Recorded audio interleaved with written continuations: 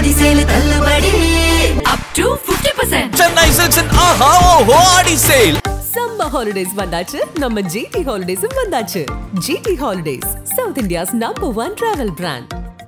தெரிக்கவிடும் காரம் நிறம் சுவையை தருகிறது. ஆச்சி மிளகாய் தூள் தெரிக்கவிடும் காரம் நிறம் சுவை. ஃபியூச்சரிஸ்டிக்காக நல்லா இருக்கு, தொழிலில் நான் தான் நம்பர் 1, சொசைட்டியில் நல்ல பேர், இதெல்லாம் இருந்தால் வீட்டில் நீங்கள் சொல்கிற பேச்சை கேட்டாகணும்னு யார் சொன்னாங்க? வீட்டுக்கு வெளியில் இப்படி ஒருத்தர் நிற்பாரு, வீட்டுக்குள்ளே மனைவி அப்படி இருப்பாங்க, கை கட்டியிருக்க மாட்டாங்க, அவ்வளோதான். ஆனால் இந்த புரிதல் சம்மந்தமாக நிறைய இடங்களில் பேசப்படுது சார். ஆனால் எவ்வளோ பேசினாலும் அந்த புரிதலே வரமாட்டேங்குது யாருக்கும். ஏன்னா அது ஒரு வியாதி. கிட்டத்தட்ட 0லேருந்து வந்து ஜெயிக்கிறவங்க எல்லாருக்கும் இந்த வியாதி இருக்குது. ஏதோ ஒரு கம்பெனி பேர் சொல்லி, இந்த கம்பெனியோட மேனேஜரை நாங்கள் டெய்லி பார்க்குறோம், எங்கள் அப்பாவை தான் பார்க்க முடியல அப்படின்னு. ஆமாம், இப்போ நீங்கள் நான் நேற்று ஆட்டோவில் வரேன், ஆட்டோ டிரைவருக்கு நான் கவுன்சிலரா இல்லை ட்ரெயினரா? யாருண்ணா? நான் ஒரு ட்ராவலர். அவர் ஒரு 10 நிமிஷத்தில் தூக்கி போட்டு போகிறாரு. அவர்கிட்ட போய் நீ வாழ்க்கையில் ஜெயிக்கணும்னா அப்படின்னு ஆரம்பிச்சேன்னா அவர் பாதியிலே நிறுத்தி இறக்கி விட்டு. டார்க் ப்ரௌன் ஷூ ஒன்று வச்சுங்க, டார்க் பிளாக் ஷூ ஒன்று வச்சுங்க. டார்க் பிளாக் ஷூ வந்து ஆஃபீஸ்க்கு வீட்டிலேருந்து கிளம்பும்போது இதை போட்டுட்டு போங்க. அங்கே ப்ரௌன் ஷூ வச்சுங்க, அங்கேருந்து கிளம்பும்போது ப்ரௌன் ஷூவை போட்டுட்டு இங்கே வந்துருக்கு. ப்ரௌன் ஷூ போடும்போதெல்லாம் நீங்கள் அப்பா ரிமைண்டர் இருக்கட்டும், ப்ரௌன் ஷூ ஐயோ நான் அப்பா வரல போயிட்டு இருக்கிறேன் அப்படின்னு.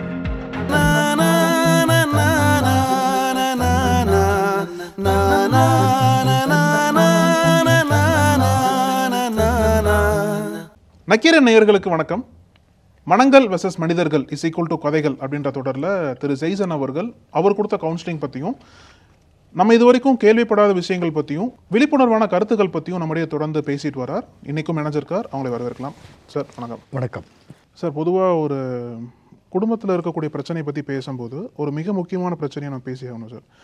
என்ன அப்படின்னா, பெருவாரியான குடும்பத்தில் ஆண்கள் தான் சம்பாதிப்பாங்க. அதுவும் வந்து நிறைய சம்பாதிக்கிறவங்க நிறைய பேர் இருக்காங்க. அந்த ஒரு மைண்ட் செட்டில் இருக்கிற ஆண்கள் வந்து நான் சம்பாரித்து வச்சுருக்கேன், நான் தான் சம்பாரிச்சிட்ருக்கேன், நான் சொல்கிறதான் சரி, நான் சொல்கிறதான் கேட்கணும் அப்படின்னு சொல்லிட்டு குடும்பத்தில் வந்து அவங்க ஒரு இம்போஸ் மாதிரி பண்ணுவாங்க அவங்க இருக்கிற முடிவுகள். கரெக்ட். ஸோ இதனால் அந்த குடும்பத்துக்கு என்ன பாதிப்பு வரும்னு சொல்லிட்டு அவங்களுக்கு தெரிஞ்சிருக்க வாய்ப்பு இல்லை. ஃபஸ்ட்டு நான் சொல்கிறதான் கேட்கணும்னு சொல்லிட்டு மைண்ட் செட்டில் இருப்பாங்க. இந்த மாதிரி சில மைண்ட் செட்ஸில் இருக்கிறவங்களோட பாதிப்புகளால் குடும்பங்கள் எந்த அளவுக்கு பாதிக்கப்படுது, அதை குறித்து நீங்கள் அந்த கவுன்சிலிங் கொடுத்து டீல் பண்ணியிருக்கீங்களா? எஸ். இப்போது இந்த மாதிரி ஒருத்தர் வரார். அவர் எப்படி ஆள்னா அவரே எக்ஸ்பிளைன் பண்ணுறார். அவர் வந்து ஃபஸ்ட்டு டீடோட்டலர், 100% கரெக்டானவர், நல்ல கணவர், நல்ல அப்பா, ஏர்னிங் அட்டகாசமாக பண்ணுறாரு, ஃபியூச்சரிஸ்டிக்காக நல்லா சேர்த்து வச்சுட்டாரு, குழந்தைங்களுக்கு கவலை இல்லை, இது எல்லாம் இருக்குது சார். ஆனால் நான் சொன்னால் யாரும் கேட்க மாட்டேங்கிறாங்க சார், வீட்டில் பிரச்சனையாக சார் அப்படின்னு ஆரம்பிக்கிறார். என்ன சொன்னால் கேட்கலன்றதெல்லாம் சொல்கிறாரு. அதெல்லாம் ரொம்ப பெருசாக பேசுகிறார், முழுக்க கேட்குறேன். இப்போ அதெல்லாம் கேட்டதுக்கப்புறம் நான் அவர்கிட்ட ஒரு கேள்வி வைக்கிறேன். இப்போ நீங்கள் திரும்ப சொல்லுங்கள் சார், ஃபஸ்ட்டு ஒரு லைன் சொன்னீங்களே அது சொல்லுங்கள். டீடோட்டலர், நல்ல அப்பா, நல்ல கணவர், இடம் வாங்கிட்டேன், வீடு கட்டிட்டேன், கார் வாங்கிட்டேன், பணம் சேர்த்து வச்சுருக்கேன், எல்லாருக்கும் பணம் சேர்த்து வச்சுட்டேன், ஃபியூச்சரிஸ்டிக்காக நல்லா இருக்குது, தொழிலில் நான் தான் நம்பர் 1, சொசைட்டியில் நல்ல பேர், இதெல்லாம் இருந்தால் வீட்டில் நீங்கள் சொல்கிற பேச்சை கேட்டாகணும்னு யார் சொன்னா? இது எங்கே எழுதப்பட்டிருக்கு? இப்படி ஒரு பார்வை நமக்கு இருக்குது. இதெல்லாம் சரியாக இருந்தால் வீட்டுக்கும் அவர் நல்லது தான் சொல்லுவார் அப்படின்னு எங்கேயோ பொது புத்தின்வாங்க. எங்கேயோ ஒரு இடத்துல இது யாரோ சொல்லப்பட்டுக்கிட்டே இருந்திருக்கு, அல்லது யாரோ சொல்லியிருக்காங்க, யாரோ நம்பினாங்க, என்னமோ நடந்திருக்கு. இப்போ இவ்வளவு இருக்குல்ல, வீட்டில் வந்து பொண்ணு சாப்பிட்டுக்கிட்டு இருக்கும்போது சாப்பிட்டுட்டு தட்டு கழுவி வைக்கணும் சரியா அப்படின்னு சொல்கிறது இருக்குல்ல, அந்த சாப்பாடை வந்து இனிமேல் சாப்பிட வேண்டான்னு பொண்ணுக்கு தோண வச்சிரும். அது மிரட்டும் துணியில் சொல்கிறது என்னவோ விதம், மிரட்டுற துணியோ, சொன்ன டைமோ, சொல்கிற விதமோ, அப்புறம் சொல்கிற சூழல். அதாவது கெஸ்ட் வந்திருப்பாங்க, இவர் சொல்லுவார். இது ஏன் சொல்கிறாரு? ஏன்னா எல்லாத்துலேயும் கரெக்ட் இவர். இந்த வியாதி, இது ஒரு வியாதி. இது I am right in all aspects, so I am right in home. கிடையவே கிடையாது. நீ எல்லாத்துலேயும் சரியானவனா இருக்கலாம். அதனால் வீட்டில் வந்து நான் என்ன வேணால் சொல்லுவேன், எப்படி வேணால் சொல்லுவேன், ஆமாம் கொஞ்சம் கோபமாக தான் சொல்லுவேன், அதனால் என்ன இப்போ அப்படி பேசுகிற ஆட்கள்லாம் இருக்காங்க. இன்னும் கூட சில பேர் அது வந்து என்ன, குணம் இருக்கிற இடத்துல தான் கோபம் இருக்கும். அது ஏன் குணம் இருக்கிற இடத்துல அன்பு இருக்க மாட்டேங்குது, குணம் இருக்கிற இடத்துல புரிதல் இருக்க மாட்டேங்குது, குணம் இருக்கிற இடத்துல வளைந்து கொடுக்கும் தன்மை இருக்க மாட்டேங்குது. அது என்ன, குணம் இருக்கிற இடத்துல கோபம் இருக்கு. குணம் இருக்கிறதா சொல்லி கோபத்தை வந்து அட்வான்டேஜாக மாற்றிக்கிறோம், கவசமாக்கிறோம். அது ஒரு ஷீல்டு. என்னை யாரும் தாக்கிடக்கூடாது. இப்போ இவருக்கு என்ன அப்படின்னா, வீட்டுக்கு நான் இவ்வளோ வருஷம் உழைச்சிட்டே வந்துட்டு இருக்கேன், எல்லாமே செஞ்சுருக்கேன்ல, அதனால நான் சொல்கிறத கேளுங்க. வீட்டுக்காக தான் செஞ்சுருக்கேன், நான் சொல்கிறதான் கேட்கணும். அது அது நீங்கள் எல்லாம் செஞ்சது வேற, வீட்டில் நீங்கள் பேசுறது வேற. வீடு வேற ஒரு சார். தொழிலில் நாம் ஜெயிக்கிறதுக்கு அறிவை பயன்படுத்தணும், ரிஸ்க் எடுக்கணும், சூழல் நமக்கு சாதகமாக இருக்கணும். குடும்பத்தில் நாம் ஜெயிக்கிறதுக்கு புரிதல் வேணும். இது ரெண்டும் வேறு வேறு களம். நிறைய பேருக்கு அப்பாக்களுக்கு அல்லது கணவர்களுக்கு இருக்கிற பெரிய பிரச்சனை இதில் சரியாக இருக்கிறதுனால, இதில் அறிவை யூஸ் பண்ணி ரிஸ்க் எடுத்து சூழல்களை ஜெயிச்சு நான் வந்து இது எனக்கு காம்படிட்டரே இல்லாமல் பண்ணிட்டேன் சார் அப்படின்லாம் இங்கே ஜெயிச்சதுனால வீட்டில் வந்து மனைவி குழந்தைங்கள்லாம் நான் சொல்கிறது தான் கேட்கணும் அப்படின்றது அது என்ன மாதிரியான கிட்டத்தட்ட ஒரு 40-50 வருடங்களுக்கு முன்னாடின்னு சொன்னால் பண்ணையார்த்தனமான சிந்தனை இது.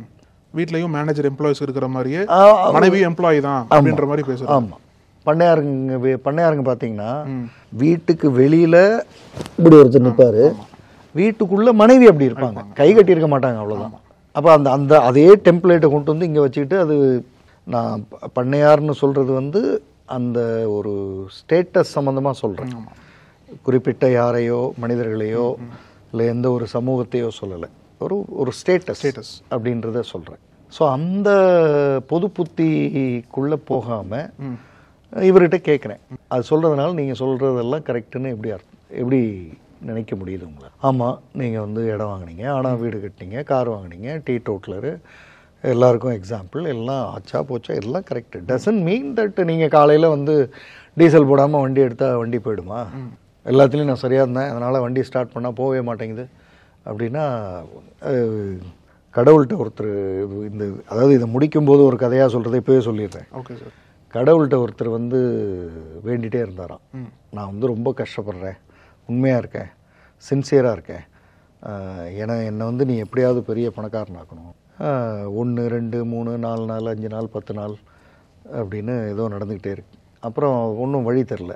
அப்புறம் வந்து ஒரு நாள் வந்து ஒரு லாட்ரி சீட்டு கடை அந்த பக்கம் போகும்போது பார்த்து வந்து கடவுள்கிட்ட நான் எப்படியாவது லாட்ரி சீட்டு வாங்கி அதில் பெரிய ஆள் ஆகிடணும், நீங்கள் தான் அதை வந்து பண்ணணும், என் நம்பருக்கு வேணும். ஒரு நாள் கடவுள் வந்து பலார்னு கன்னத்தில் விட்டு உன் நம்பருக்கு வேணும்னு கேட்டியே, முதல்ல லாட்ரி சீட்டு வாங்கினியா நீன்னு கேட்டாராம். முதல்ல அதை வாங்கினாதான்டா கொடுக்க முடியும். மற்றதெல்லாம் சொல்கிறதுனால லாட்ரி சீட்டு வாங்கலைன்னா நீ சொன்னதெல்லாம் சரியாயிடாது. மற்றதெல்லாம் செய்யறதுனால குடும்பத்தில் நீ சரியாக பேசலைன்னா நீ மற்றதெல்லாம் செஞ்சதுனால அதெல்லாம் கிடையாது. அது வேற, இது வேற, ரெண்டுமே வெவ்வேறு உலகம். ஆமாம், செருப்பை கழட்டும் போது பொசிஷனையும் கழட்டிடணும். ஆமாம், ஜென்ரல் மேனேஜராக வீட்டுக்குள்ளே வந்துடக்கூடாது. ஷூவை கட்டுறாருல வெளில, அங்கேயே அந்த கன்றாவி ஜென்ரல் மேனேஜரும் முடிஞ்சுது. இங்கே அப்பா, கணவர், பெரியப்பா, சித்தப்பா அந்த வாழ்க்கைக்குள்ளே வரணும். அந்த வாழ்க்கைக்குள்ளே வர முடியாதவங்க ஸ்டேட்டஸை இறுக்கமாக பிடிச்சிட்டு இருக்கிறவங்களால தான் இப்படி ஒரு பிரச்சனையை எதிர்கொள்ள முடியுது. வீட்டில் நான் சொன்னால் கேட்க மாட்டாங்க. ஆனால் இது டிஃப்ரெண்ட்டான கேஸாக இருக்குது. சரியானா இந்த கேஸை பொறுத்த வரைக்கும் இவர் தான் புரிதல் எல்லாம் தப்பு பண்ணுறாரு. ஆனால் சொல்கிறது தப்பு பூரா அதான் அவர்கிட்ட சொன்னேன். நீங்கள் என்னவா இருக்கீங்கன்னா அவர் ஒரு கம்பெனி சொன்னார், அந்த கம்பெனிக்கு ஃபவுண்டர்னார். நீங்கள் ஃபவுண்டராக இருந்து வீட்டில் பேசுகிறவரை கேட்கவே மாட்டாங்க. நீ ஹஸ்பண்டாக இருந்து பேசு, அப்பாவாக இருந்து பேசு, கேட்டுருவாங்க. நீ வீட்டுக்குள்ளேயும் அதே கோட்டை சுற்றிட்டு மாட்டிகிட்டு வந்துடுற. காலையில் இப்போ ஆஃபீஸ்க்குள்ளே போனதும் ஏன் யாரும் இன்னும் ஏசியே போடல அப்படின்னு கேட்குற மாதிரியே வீட்டில் கேட்டால் யார் மதிப்பா? இல்லை சார், இப்போ தான் புரியுது. ஒரு தடவை என் ஒய்ஃப் சொன்னாங்க, நீங்கள் பேசாமல் வீட்டுக்கு வர்றதுக்கு பதில் ஆஃபீஸுக்கு பக்கத்துலேயே ஒரு ரூம் மாதிரி எடுத்து அங்கேயே தங்கிக்கிங்கன்னு சொன்னாங்க. அது எனக்கு அப்போ புரியல, இப்போ தான் புரியுது அப்படின்னாரு. ஆமாம், அங்கேயே இருந்துட வேண்டியது தானே. இப்போ ரூமில் இருக்கீங்கன்னு வைங்க, நீங்கள் உங்கள் அதிகாரத்துக்கு இருந்துட்டு நீங்கள் உள்ள யாருமே இல்லாத இடத்துல எதாவது பேசிட்டு வந்துடலாம். இங்கே வேறையாச்சே. ஆனால் இந்த புரிதல் சம்மந்தமாக நிறைய இடங்களில் பேசப்படுது சார். ஆனால் எவ்வளோ பேசினாலும் அந்த புரிதலே வரமாட்டேங்குது யாருக்கும் மோஸ்ட்லி. ஏன்னா அது ஒரு வியாதி. கிட்டத்தட்ட ஜீரோலேருந்து வந்து ஜெயிக்கிறவங்க எல்லாருக்கும் இந்த வியாதி இருக்கு. ஸ்க்ராட்சிலிருந்து வர்றவங்க எது ஜெயிக்க வச்சதோ அது வாழ்க்கைன்னு நினச்சிடுறாங்க. ஜெயிக்க வச்சதனுடைய இன்னொரு பகுதி குடும்பம். அவங்க அமைதியாக இருந்து ஒத்துழைச்சதுனால தான் இவ்வளோ தூரம் ஜெயித்தோம். சாக்ரிஃபைஸ் சப்போர்ட் பண்ணுறாங்க, சாக்ரிஃபைஸ் சரி ஜெயிக்கிற வரையாவது தாம் தும்னு இருந்தோம், ரைட்டு. இப்போ தான் ஜெயிச்சிட்டோம்ல, இப்போ நல்லா இருக்கோம்ல. இப்போ வந்து நல்லா பேசுகிறது, நிம்மதியாக பேசுகிறது, ஃப்ரீயாக பேசுகிறது, விளையாடுறது கொஞ்சம் நீங்கள் கவனிச்சிருக்கீங்களா? அது நான் அவர்கிட்டே கேட்டேன். அவங்க பொண்ணுக்கு வந்து வந்தவரோட பெண்ணுக்கு திருமணம் ஆகிடுது, பேரப்பிள்ளை வந்தாச்சு. உங்கள் பேரப்பிள்ளை கூட விளையாடுறீங்களான்னு கேட்டேன். நல்லா விளையாடுறேன். உங்கள் மகன் கூட எப்போ விளையாடுறீங்க? மகள் கூட? ஏன்? ஏன்னா அப்போல்லாம் செட்டில் ஆகிறது அந்த இதில் இருந்ததுனால இங்கே இப்போ ஏன் விளையாடுறீங்க? இப்போ ஓரளவுக்கு செட்டில் ஆகிடுங்க. செட்டில் ஆகினதுனால பேரப்பிள்ளைக்கு கிடைக்கிற ஒரு விஷயம் நீங்கள் செட்டில் ஆகாதனால உங்கள் பையனுக்கோ பொண்ணுக்கோ கிடைக்கல. பிரச்சனை உங்கள்கிட்ட இருக்குது. உங்களை யார் செட்டில் ஆகாமல் கல்யாணம் பண்ண சொன்னா? அப்போ நீங்கள் வந்து செட்டில் ஆகணும்னு ஒரு முடிவை நோக்கி ஓடினதுக்கு தனக்கு கிடைக்க வேண்டிய நியாயமான விஷயங்கள் கிடைக்காம ஒரு குடும்பம் காத்துக்கிட்டு இருந்திருக்கு. ஆனால் நீங்கள் அந்த குடும்பத்தையும் வந்து இப்போ என்ன சொல்கிறீங்க? யாரும் நான் சொல்கிறதுக்கு அவங்க சொல்கிறது தான் நீங்கள் கேட்கணும் முறைப்படி. வீட்டில் ஆஃபீஸில் நீங்கள் அது உங்கள் ஏரியா. ஆனால் இங்கே யாரோ ஒருத்தங்க உங்களுக்காக காத்துட்ருக்காங்க, உங்களுக்காக அமைதியாக இருக்காங்க. அதாவது எங்கள் அப்பாவை நைட்டு 9 மணிக்கு மேலே தான் பார்க்க முடியும்னு தான் ஒரு பொண்ணு உட்காந்துருக்கு. ஆக்சுவலாக வந்து மனச்சிக்கல் வந்து இவங்களுக்கு தான், இவருக்கு இல்லை. ஆனால் இவருக்கு மனசிக்கல் இருக்கிற மாதிரி வந்து பேசும்போது பார்த்தீங்கன்னா சார், இந்த ஒரு கமாண்டிங் மென்டாலிட்டி இருக்குல்ல சார், இது வந்து வீட்டில் சொல்கிறோம் யாரும் கேட்க மாட்டுறாங்க, தொடர்ந்து சொல்கிறோம் யாரும் கேட்க மாட்டுறாங்கன்னு பட்சத்தில் என்ன கேட்கவே மாட்டாங்களே அப்படின்ற ஒரு குற்ற உணர்ச்சி, அப்படின்ற ஒரு இல்லை ஆஃபீஸில் எதிர்த்து பேசாமல் கேட்குற மாதிரி வீட்லேயும் கேட்டுருணுன்றது தான், அவ்வளோதான் அதனுடைய ரிஃப்ளெக்ஷன். இது அவுட்கம் வந்து மனசிக்கலை மாறி வருமா சார்? ஒரு மனநோய் மாதிரி. ஆமாம் வாய்ப்பு. எனக்கு வந்து அதனால் சில பேர்லாம் பேசுவாங்க, பார்த்துருக்கீங்களா சார், நான் வீட்டில் இருக்கிறத விட ஆஃபீஸ் வந்துடுவேன் சார், நிம்மதியாக இருக்கேன். ஏன் ஆஃபீஸில் வந்தால் நிம்மதியாக இருக்கேன்? ஏன்னா நீ சொல்கிறது அங்கே எடுபடுது. ஆஃபீஸில் நிம்மதியாக எப்போ இருக்க மாட்டேன், நீ சொல்கிறது எடுபடலைன்னும் போது ஆஃபீஸ் சார் அங்கே போகிறதுக்கு பேசாமல் வீட்டில் இருக்கலாம் சார். அப்போ மொத்தம் பிரச்சனை ஆஃபீஸோ வீடோ இல்லை, நம்மள்ட்ட. நான் சொல்கிறது எங்கே கேட்கப்படுதோ அங்கே நான் விரும்பப்படுறேன் அப்படின்னு நினச்சிக்கிட்டு இருக்கேன். அப்படி கிடையாது. வீட்டில் நீங்கள் சொல்கிறது கேட்கறதுக்கு தான் அவங்க காத்திருக்காங்க. ஆனால் உண்மையில எங்கே கேட்கப்படணும் அப்படின்றது தெரியல நமக்கு.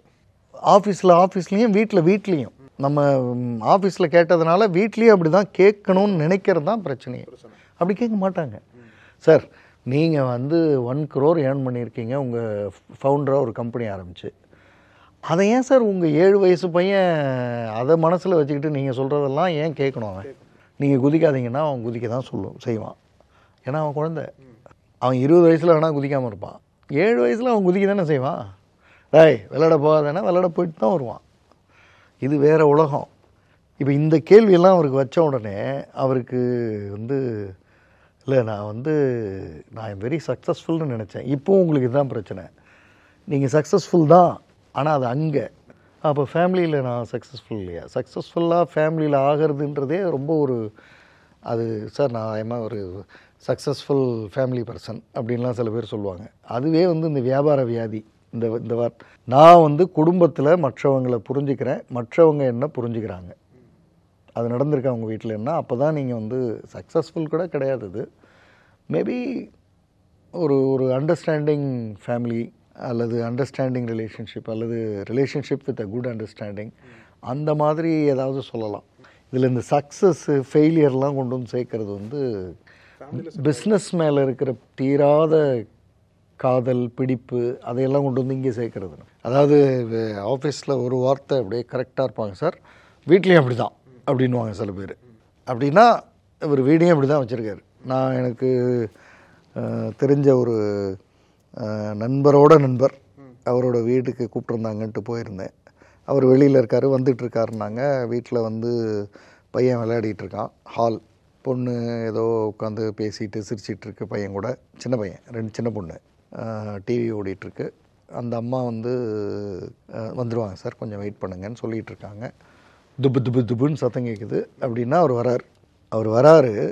பையன் எந்திரிச்சு உள்ளே ஓட்டான். ரூம் உள்ளே ஓடி போய் புக் எடுத்து வச்சு இப்படி உட்காந்துருக்கான். பொண்ணு உள்ளே போயிடுச்சு ஏதோ ஹோம்ஒர்க் எழுதுறேன்னு. இந்த அம்மா வேகமாக வந்து சன் நியூஸ் வைக்கிறாங்க, ஃபேனை வந்து 3ல் வைக்கிறாங்க. இதில் ஃப்ரிட்ஜில் போய் கொஞ்சம் ஐஸ் வாட்டர் எடுத்துகிட்டு வந்து இப்படி நிற்கிறாங்க. எல்லாமே ஆஃபீஸ் செட்டப் மாதிரி தெரியுது. இது என்னது இது? இவர் எதுக்கு அங்கேருந்து வராரு? இவர் அந்த ஆஃபீஸ் கட்டியிருக்காருல்ல, அதுலேயே ஒரு எக்ஸ்ட்ரா ரூமை போட்டு இவங்களெல்லாம் அங்கே தூக்கிட்டு போயிடலாம். அவர் எனக்கு சார் இந்த முன்னாடி ஒரு வார்த்தை சொன்னீங்க, என்ன சொன்னீங்க அப்படின்னா உடல் வந்து அடாப்ட் ஆகிடும், ஆனால் மனது வந்து மைண்ட் அடாப்ட் ஆகிறது கொஞ்சம் டிஃபிகல்ட்டாக இருக்கும். ஆனால் இதில் வந்து பார்க்கும்போது பழகின இடம் தான், வீடு பழகின இடம் தான், ஆஃபீஸ் பழகின இடம் தான். அந்த மாதிரி பழகின இடத்துல வந்து எதுக்காக மைண்ட் அடாப்ட் ஆக மாட்டேங்குது? அந்த மன ரீதியாக வரக்கூடிய எது ஈஸி? ஆஃபீஸ் ஈஸி, எதுவும் சொல்ல வேண்டியதில்லை. உங்களுக்கு உள்ளே போனதும் கதவு திறக்கிறதுலேருந்து எவனோ ஒருத்தர் நிற்கிறான். ஸோ ஆஃபீஸில் வந்து ஃபிசிக்கலும் சரி மைண்ட்ஃபுல்லாகவும் சரி எல்லாமே அப்படியே இருக்கு. அதே மாதிரி வீட்லேயே இருந்துட்டா நமக்கு செல்ஃபிஷ் தான். செல்ஃப் இல்லை, இங்கே செல்ஃபிஷ். நம்ம ஏற்கனவே பேசினப்போ செல்ஃபிஷ் இல்லை, செல்ஃப். ஆமாம், இங்கே ரிவர்ஸ், செல்ஃபிஷ். எனக்கு சரியாக இருக்குது, எனக்கு சரியாக அப்படி இருக்கணும்.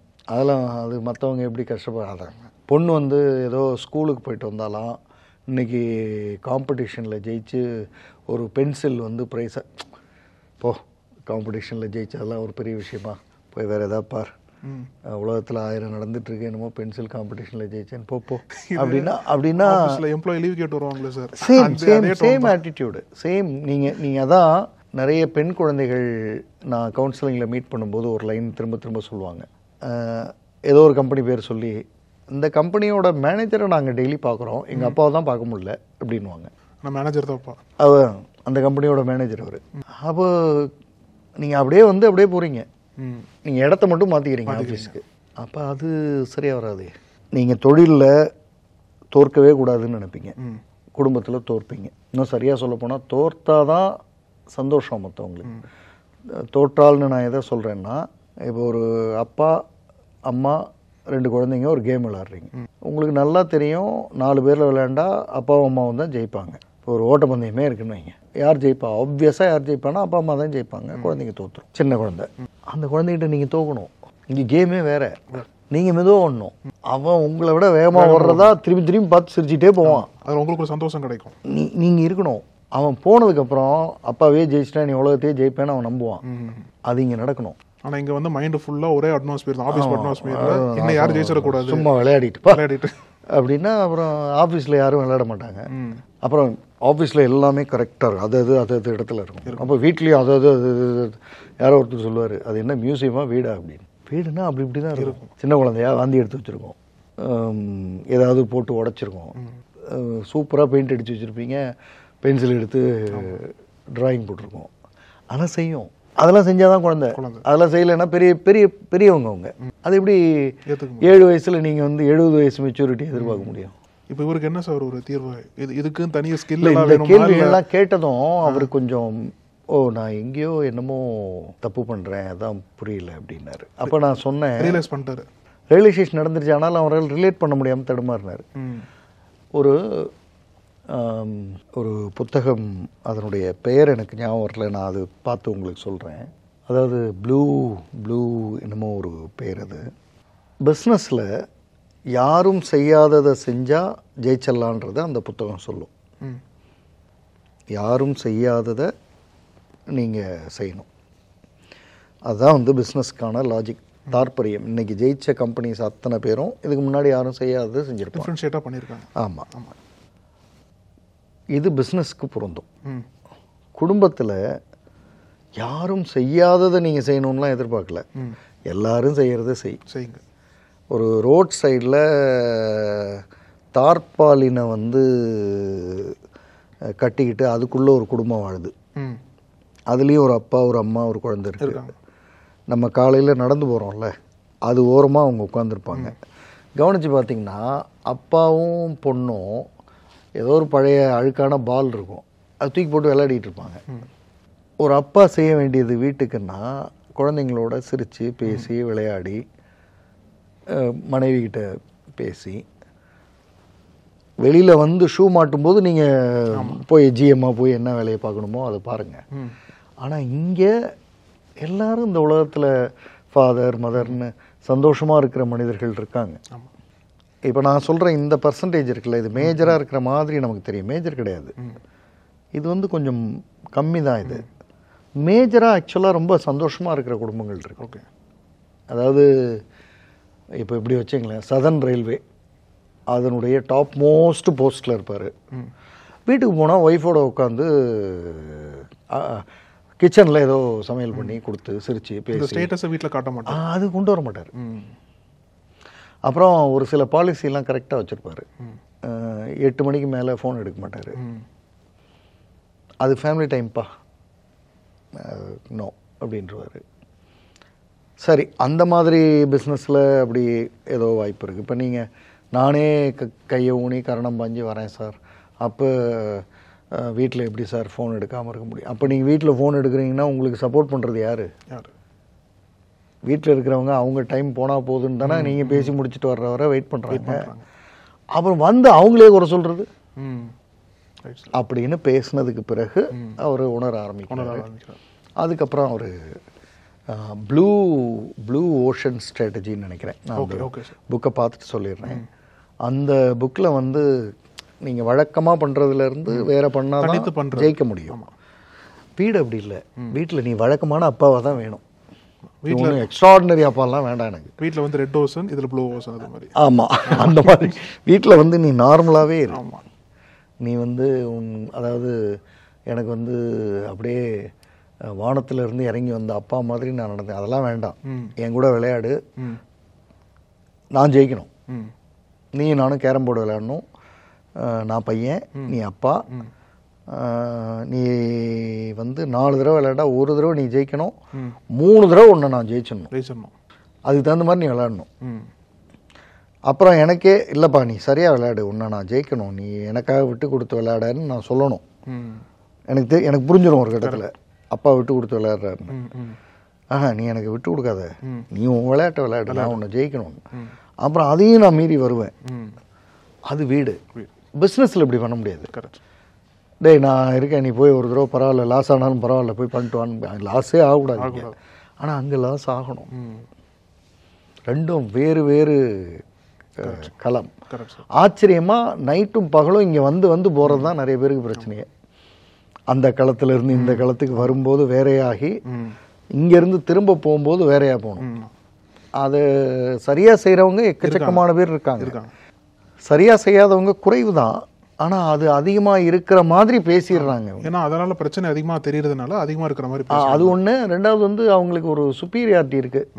நான் வந்து எனக்கு எந்த பழக்கமும் இல்லை, நான் தான் உழைச்சிருக்கேன் அதிகமாக, நான் வந்து குடும்பத்துக்கு பண்ணியிருக்கேன், குழந்தைங்களுக்கு பண்ணியிருக்கேன், நீங்கள் எல்லோரும் நல்லா இருக்கீங்க, நல்லா இருப்பீங்க, இதுக்காக எல்லாம் நான் பண்ணியிருக்கேன், எல்லாத்தையும் நான் சரியாக செஞ்சுருக்கிறதுனால வீட்லேயும் நான் சரி கிடையவே கிடையாது அப்படின்னு அந்த செஷன் வந்து முடிவுக்கு வந்துச்சு. Super sir. அந்த கதை நான் இடையில ஒன்று சொன்னேன் இல்லையா? ஆமாம் சார். போய் முதல்ல வாங்கு அப்படின்னு.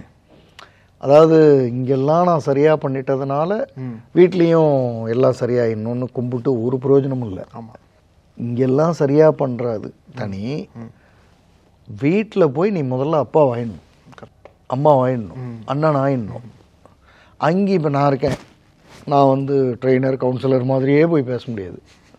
வீட்டுக்கு போனால் அங்கே என்னவா இருக்கும். எனக்கு சில விஷயங்கள் வந்து இப்போ என்னோடய ரிலேட்டிவ் சைட்ஸில் யாராவது பேசும்போது ஒரு கவுன்சிலராக என் மைண்டு வந்து இதுக்கு தான் பேசுகிறாங்க அப்படின்னு தெரியும். கரெக்ட். ஆனால் அவங்கள பொறுத்தளவு நான் வந்து அண்ணார் பையன், தம்பி பையன், சித்தப்பா பையன் அப்படின்னு ஏதோ இருக்கும். அவங்க அப்படி சரி ரைட் பேசணும். கவுன்சிலர் மாஸ்க் நீங்கள் யூஸ் பண்ண மாட்டீங்க, பண்ணுறது சரியாக இருக்காது. அப்புறம் அந்த இடத்துல அவங்களுக்கு நாம் பசங்க ஏதோ அவங்களுக்கான பதில் என்னவோ அதை சொல்கிறோம் அப்படின்ற லெவலில் தான் நம்ம வச்சுக்க முடியுமே தவிர நம்ம வந்து போகிற இடத்துலலாம் கவுன்சிலரை தூக்கிட்டு போயிட்டு இருக்கிறதுன்றது சரியாக வராது. நம்மளுக்கு ஒரு சும்மா தான் சார். ஆமாம், இப்போ நான் நேற்று ஆட்டோவில் வரேன், ஆட்டோ டிரைவருக்கு நான் கவுன்சிலரா இல்லை ட்ரெயினரா? யாருண்ணா? நான் ஒரு ட்ராவலர். அவருக்கு இப்போ ஒரு 10 நிமிஷத்தில் தூக்கி போட்டு போக போகிறாரு. அவர்கிட்ட போய் நீ வாழ்க்கையில் ஜெயிக்கணும்னா அப்படின்னு ஆரம்பித்தேன்னா அவர் பாதியில் நிறுத்தி இறக்கி விட்டு போயிடுவார். அதனால் அது வேறு, அந்த ஷூ வேறு, இந்த ஷூ வேறு. இந்த ரெண்டையும் புரிஞ்சுக்கணும் சார். நான் இவருக்கு சிம்பாலிக்காக ஒன்று சொன்னேன். நீங்கள் ஒன்று பண்ணுங்கள் சார், நீங்கள் வந்து உங்களுக்கு என்ன கலர்லாம் பிடிக்கும்னு கேட்டேன். அவர் வந்து பிளாக் ரொம்ப பிடிக்கும்னாரு. ரைட்டு, இன்னொரு கலர் டார்க் கலர் எதுனா மேபி ப்ரௌன், டார்க் ப்ரௌன். நீங்கள் ஒன்று பண்ணுங்கள், டார்க் ப்ரௌன் ஷூ ஒன்று வச்சுங்க, டார்க் பிளாக் ஷூ ஒன்று வச்சுங்க. டார்க் பிளாக் ஷூ வந்து ஆஃபீஸ்க்கு, வீட்டில் இருந்து கிளம்பும்போது இதை போட்டுட்டு போங்க. அங்கே ப்ரௌன் ஷூ வச்சுங்க, அங்கேருந்து கிளம்பும்போது ப்ரௌன் ஷூவை போட்டுட்டு இங்கே வந்துடுங்க. ப்ரௌன் ஷூ போடும்போதெல்லாம் நீங்கள் அப்பா ரிமைண்டர் இருக்கட்டும், ப்ரௌன் ஷூ ஐயோ நான் அப்பா வரல போயிட்டு இருக்கிறேன் அப்படின்னு. இங்கேருந்து போகும்போதெல்லாம் பிளாக் ஷூ 2 செட் வச்சுங்க. இங்கே போட்டு வருவீங்க. ஆமாம், ஷூ போட்டு தான் ஆகணும். ஆமாம், பிளாக் போட்டு நீ வந்து நான் ஆஃபீஸ் போகிறேன், பிளாக்கை போட்டு போ. ஆமாம், வீட்டுக்கு போகிறேன் ப்ரௌனை போட்டு போட்டுவாங்க அப்படின்னு உங்கள் மைண்டுக்கு நீங்கள் சொல்லி ஆகணும், வேறு வழி இல்லை. Correct sir.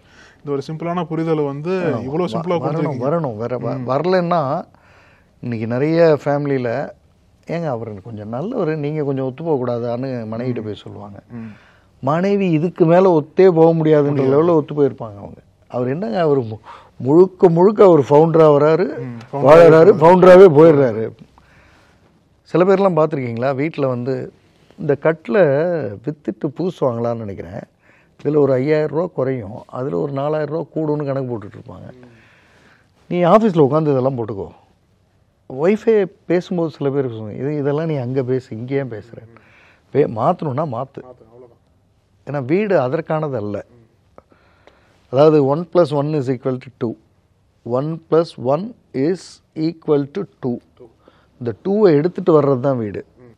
2-வை எடுத்துகிட்டு வந்து இது இந்த 1 என்னென்னா, இந்த இன்னொரு 1 என்னென்னா, அதுக்கப்புறம் தான் 2 அப்படின்னா வீடு திரும்ப ஆஃபீஸ் ஆகிடுது. அது அதனால் அது சொன்னதும் புரிஞ்சுக்கிட்டாரு. அதுக்கப்புறம் பார்க்கலை, தெரியல. ஆனால் அவங்க ஒன்றும் ப்ராப்ளம்ன்ற மாதிரியோ இல்லை இவர் ப்ராப்ளம்னோ வரல.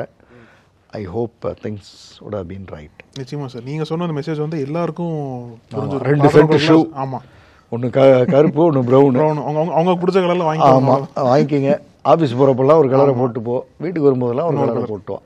அந்த புக் பேர் வந்து ப்ளூ ஓஷன் ஸ்ட்ராட்டஜி. சான் கிங்னு ஒரு கிம் அப்படின்னு ஒரு ஆத்தர். அதில் வந்து என்ன டிஃப்ரென்ஷியேட் பண்ணுறீங்க வியாபாரத்தில் ஜெயிக்கிறதுக்குன்னு அந்த புக் சொல்லும். நீங்கள் ஃபேமிலியில் ஒரு டிஃப்ரென்ஷியேஷனும் பண்ண வேண்டாம். நீங்கள் அப்பா, மற்ற அப்பாக்களை விட எங்கள் அப்பா ரொம்ப டிஃப்ரெண்ட்டான அப்பாலாம் வேண்டாம். அப்பாவுக்குன்னு ஒரு காமனாக ஒரு டெனாமினேட்டர்ஸ் இருக்குது. எங்கள்கிட்ட பேசுவார், நாங்கள் பேசுகிறத கேட்பார், எங்களுக்கு நம்பிக்கையோடு இருப்பார். குறிப்பாக நாங்கள் கஷ்டப்படும் போது பக்கத்தில் இருப்பார். என்னோட சந்தோஷங்களில் கலந்துக்குவார், பிரேக் பண்ண மாட்டார். என்னுடைய ஸ்கூல் ஃபங்க்ஷன்ஸில் ஒன்று கூட எங்கள் அப்பா மிஸ் பண்ணதில்லை. இதெல்லாம் நார்மலாக, இது ஒன்றும் டிஃப்ரென்ஷியேஷன் இல்லை, இதெல்லாம் நார்மல். ஸோ நீங்கள் வியாபாரத்தில் ஜெயிக்கிறதுக்கு ப்ளூ ஓஷன் ஸ்ட்ராட்டஜிலாம் பயன்படுத்திங்க. ஏதாவது புக்கை படிங்க, ஏதாவது டிஃப்ரென்ஷியேட் பண்ணுங்கள். அந்த பக்கம் நான் கார்ப்பரேட் ட்ரைனிங் பண்ணும்போது யூ டூ சம்திங் எல்ஸுக்கு போயிடுவேன், அது பண்ணுவோம். ஆனால் இங்கே அது இல்லை, இங்கே அது வேண்டவே வேண்டாம். அதாவது குழந்தைங்களோட மனசு வைக்கிற குழந்தைங்களாக இருங்க, டிஃப்ரெண்ட்டாக திங்க் பண்ண. நீங்கள் ஒன்றும் பெருசாலாம் வீட்டில் வந்து டிஃப்ரெண்ட்டாக நாங்கள் யோசிச்சோன்றதெல்லாம் தேவையில்லாத வேலை. நீங்கள் வீட்டில் அப்பானா அப்பாவாக இருங்க போதும். இயற்கை வந்து அப்பா, அம்மா, தம்பி, அண்ணன், தங்கை, அக்கா அப்படி படைக்கும்போது இருக்கிற அப்பாக்கள்லேயே தனித்துவமான அப்பான்லாம் படைக்கலை. நீங்கள் உருவத்தில், கலரில், ரேஸில், நாகரிகம், மனிதன் அந்த அடையாளங்களில் வேணால் தனித்துவமாக இருக்கலாம். அடிப்படையில் அப்பா, அடிப்படையில் அம்மா. அதாவது குழந்தை தடுமாறி விழுந்தால் ஐயோ அப்படின்னு சொல்கிறது அப்பாவும் அம்மாவுக்கும் இயல்பு. அப்படியே பார்த்துட்டே இருக்கும், ஒழுங்காக நடந்து போக தெரியாதா அப்படின்னா அது மேனேஜர். அது மேனேஜர் தான் அப்படி பேசுவார். மேனேஜர் வந்து இந்த வேலையை ஒழுங்காக செய்ய தெரியாதா அப்படின்னுவார். அவன் அது என்னது, அது குழந்தை என்னைக்காவது கேட்டுரும், நீ ஏன் இன்னும் ஆஃபீஸ்லேருந்தே வரலையா அப்படின்னு கேட்டுருச்சுன்னா என்ன பண்ணுறது?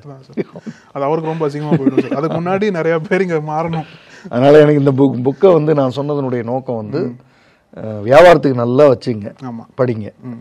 வீட்டுக்கு வரும்போது நீங்கள் அப்பாவை வந்துடுங்க, போதும். அந்த ப்ரௌன் ஷூ ஞாபகத்தில் இருக்கட்டும். Brown shoe, black shoe. ஆமாம், அவ்வளோதான்.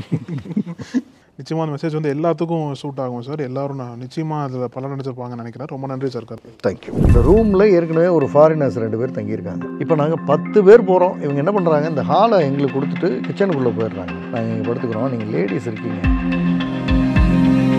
எங்களுக்கு நீங்கள் பணம் எதுவும் கொடுக்க வேண்டாம்.